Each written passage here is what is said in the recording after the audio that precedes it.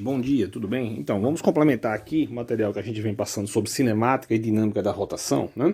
Lembrando, né, a gente discutiu no vídeo passado acerca de como a gente tratar a rotação, né? Então, a gente precisa de um eixo de rotação, certo? Em geral, nas figurinhas é um eixo entrando ou saindo na página. E a gente precisa de uma referência para a gente medir o ângulo θ, não é assim?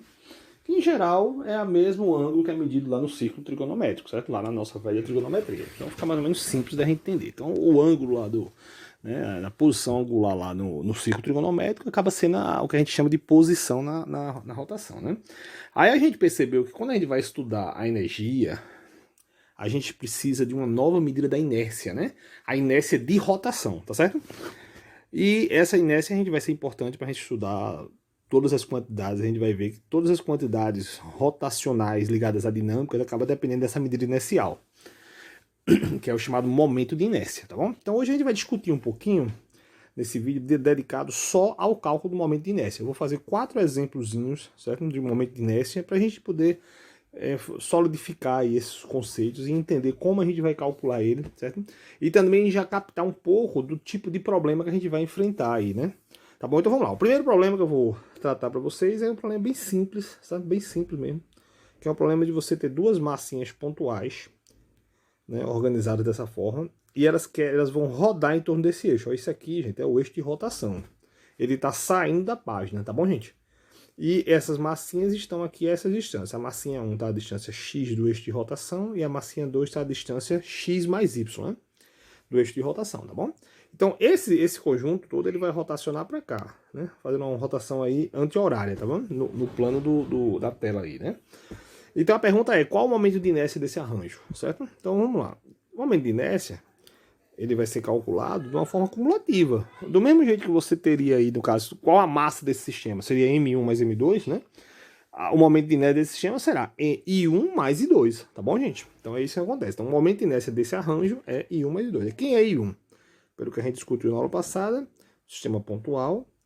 I1 é a massa vezes a distância ao quadrado. Então o I1 é a massa vezes a distância ao quadrado. Quem é I2? A massa 2 está aqui, ó. A massa 2 está nessa posição aqui. Ela está distando x mais y do eixo de rotação. Ela está rodando aqui, tá bom? Fazendo essa rotação no plano anti-horária no plano da tela. Então, o I dessa massa será, o I associado a essa massa será a massa 2 vezes a distância ao quadrado. Quem é a distância? X mais y ao quadrado. Bom. Então, o momento de inércia desse arranjo seria esse aqui. Tá bom? Então, pronto. Agora, se a gente for para um sistema contínuo, aí começa a física dos sistemas contínuos. Né? Vamos pensar o seguinte, problema aqui. Uma linha de massa, tá? Uma linha de massa. A linha tem tamanho L e ela tem massa M. Aí eu quero pegar essa linha, vou colocar o eixo de rotação aqui, ó. Aqui, ó, no centro dela. O eixo de rotação passando pelo centro dela, tá bom? Então, se ela está passando pelo centro dela e eu coloco o zero como sendo o ponto do eixo de rotação toca ela, então aqui nessa extremidade será menos L sobre 2 e aqui será L sobre 2. Confere? Perfeito? Eu tenho um eixo de rotação que está passando pelo centro da linha. A linha tem tamanho L. Então, com isso, eu tenho que aqui é menos L sobre 2 e aqui é L sobre 2. Tá bom, gente? Beleza? Então a minha pergunta é essa, eu quero rotacionar essa linha, né, num plano aí perpendicular ao plano da tela do celular, né, e eu quero fazer essa rotação, ela vai rotacionar aí perpendicular ao plano, e a pergunta é, qual o momento de inércia desse tipo de processo aí? Observe que vocês vão ver agora, né, já era meio nítido, porque o momento de inércia depende da distância até o eixo de rotação, então já está implícito aí, né, ou explícito, mas não fica tão claro, vai ficar claro quando você começa a calcular, para você entender o quão diferente é o momento de inércia quando você muda o eixo de rotação, tá bom? Então vamos fazer esse primeiro cálculo aí. Primeiro, isso é um sistema contínuo, então eu tenho que transformar ele num sistema discreto, né, porque eu conheço a definição lá do momento de inércia para um corpo pontual. Então eu tenho que recortar essa minha linha em pedacinhos pequenininhos. Eu recortei ela assim. São pequenos pedacinhos infinitesimais, tá bom, gente? Aí eu selecionei um deles aqui para vocês, por exemplo, esse aqui. Ele tem tamanho ΔX, está a uma distância x do ponto que é o eixo de rotação, e ele vai também participar dessa rotação que ocorre aí no plano perpendicular ao plano da tela do telefone, tá bom, gente? Então, qual o momento de inércia desse corpo? O momento de inércia desse corpo, basicamente, é a massa dele, desse pequeno corpinho, é a massa dele vezes a distância ao quadrado. Agora eu preciso somar sobre todos, porque eu não tenho um corpo só, eu tenho vários. Essa soma de coisas infinitesimais se chama integral, tá bom? Então, essa é a definição do momento de inércia quando você tem aí um sistema contínuo, tá bom, gente? Lembrando que essa definição aqui está apropriada para arranjos unidimensionais, né? Certo? Eu tenho aqui um sistema unidimensional, não é isso? Eu precisaria adaptar ela se eu tiver um sistema espacial. Daqui a pouco a gente vai fazer um. Então pronto, então aí basicamente é resolver essa integral. Como é que resolve? A função é x, a integração é ΔN, dm. Como é que você resolve isso? Não resolve. Para você resolver isso, você precisa transformar ou x em relação a m, ou m em relação a x, que é mais fácil. Então vamos fazer uma transformaçãozinha aqui, levezinho aqui, para a gente ver como é que faz. Fazer uma regra de 3, veja. Então, como eu estava discutindo, né? A massa total ela é proporcional ao tamanho total da nossa cadeia, né? Certo? Nossa linha de massa. Então a gente tem a linha de massa, que tem massa M distribuída ao longo do tamanho L. Certo?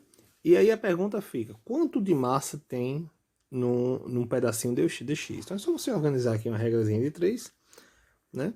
Fazer uma regra de 3, sempre chega nessa expressãozinha aqui, ó. Tá bom? Chega nessa expressão aqui. Então essa expressão é a proporção da massa que está alocada no pequeno segmento de tamanho dx, tá bom? Então agora é só a gente substituir aqui na integral, né? Tem essa integral aqui, ó. Tem essa integral aqui, eu ponho que esse dm é dado por isso aqui, ó. Tá bom? Aí a gente substitui aqui, certo? Então a integral fica isso aqui, é bem simples de resolver. Tira essa constante, sai, bota os limites de integração corretamente. E aí integra, né? Integra a integral de x ao quadrado, a integral é x3 sobre 3. Aplica os limites, né? Você tem que aplicar esse cara menos esse cara, né? Tá bom? Então faz essa aplicação, ó. Aí dá esse cara aqui, ó. Tá vendo? Só fez aplicar os limites e aí você chega nessa expressão. Então, o momento de inércia de girar uma pequena linha de massa. Você pode pensar, o que é uma linha de massa? Um cabo de vassoura. O cabo de vassoura é tipo uma linha de massa. Porque ele é comprido, ele tem 1,5 m, mais ou menos, 2 quase. E ele é estreitinho, fininho. Então, ele não é exatamente uma linha de massa, mas ele tem um comportamento bem mais unidimensional do que tridimensional, entendeu? Então, se você quiser rotacionar um cabo de vassoura segurando ele no meio, por exemplo, você vai ter esse custo aí inercial. A inércia de rotação é essa. Agora vamos fazer o seguinte, vamos mudar, vamos colocar agora o eixo de rotação na extremidade do cabo de vassoura, tá bom? Vamos fazer isso. Então o eixo de rotação agora, ele é aqui, ó. Ele tá aqui, ó, tá bom? Então agora a massa continua distribuída ao longo do tamanho L, sendo que o zero é aqui. Então o que é que vai mudar? Vai mudar na integral o seguinte, você vai fazer a mesma integral. Vai usar a mesma regrinha de 3 que a gente usou. Né? A massa total está distribuída nesse tamanho. Quanto de massa está distribuído no pedacinho dx? A mesma conversinha. E vai chegar numa integral idêntica. A diferença é que o limite de integração, em vez de ser de menos L sobre 2 e L sobre 2, vai ser de 0 a L. Então, quando você faz a integral, o que acontece? O momento de inércia, ele é diferente.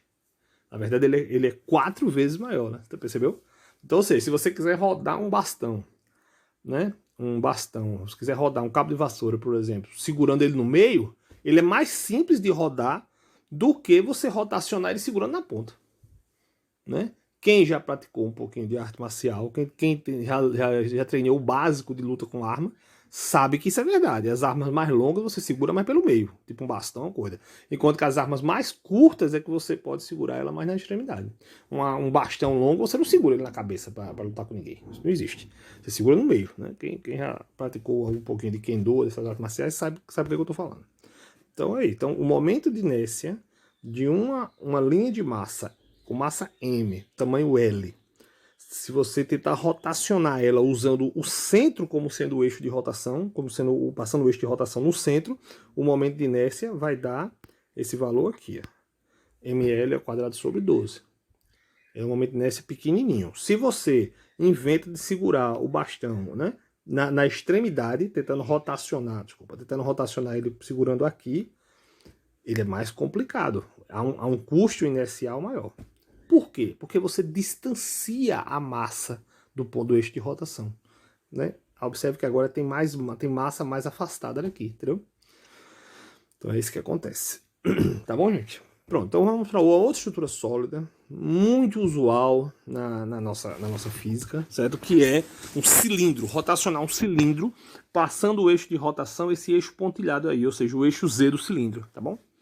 Então vamos fazer esse estudo aí. Esse é um pouquinho sofisticado, mas vale a pena porque muitos exemplos que a gente vai trabalhar são com rotações de cilindros, sabe? Olha, gente, a polia da academia de vocês vão para academia, malhar lá um pouquinho, a polia da academia, ela também é um cilindro, sendo que ela é um cilindro curtinho, né? Estreitinho, entendeu? Mas a polia, ela tem um comportamento no eixo do ponto de vista de rotação. Se o eixo de rotação for o mesmo que geral é, né? Esse eixo Z, a polia funciona como um cilindro, certo? É um cilindrozinho curtinho, mas é um cilindro.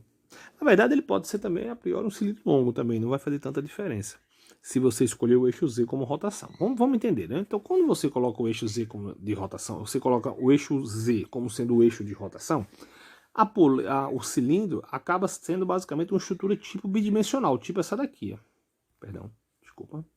Acaba sendo uma estrutura tipo essa daqui, ó. Tipo isso aqui é uma visão olhando daqui, você botando seu olhinho para olhar daqui, tá bom?